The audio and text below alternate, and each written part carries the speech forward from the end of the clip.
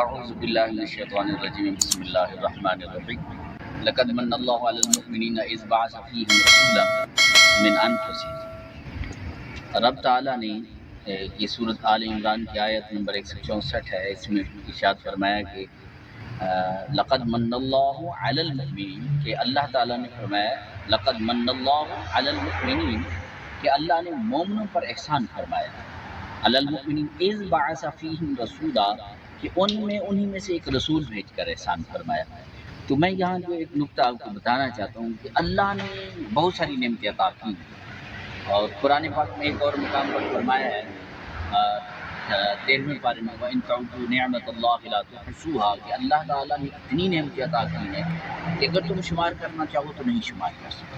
اور پھر سورۃ رحمان کے اندر فرمایا فَبِأَيِّ آلَاءِ رَبِّكُمَا تُكَذِّبَانِ، کہ تم رب کی کون کون سی نعمت کو جھٹلاؤ، یعنی اتنی نعمتیں ہیں،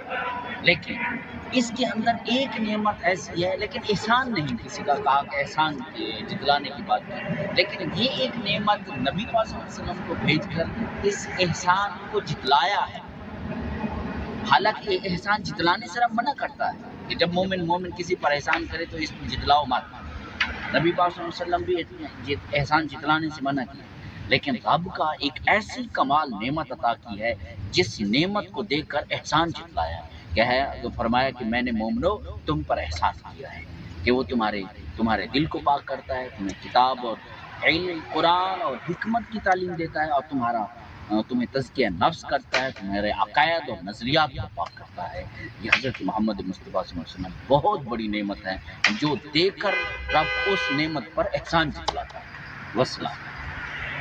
کہ آپ اس چینل کو سبسکرائب کریں، لائک کریں، شیئر کریں تاکہ آنے والی ہر ویڈیو آپ تک پہنچ سکے۔ والسلام۔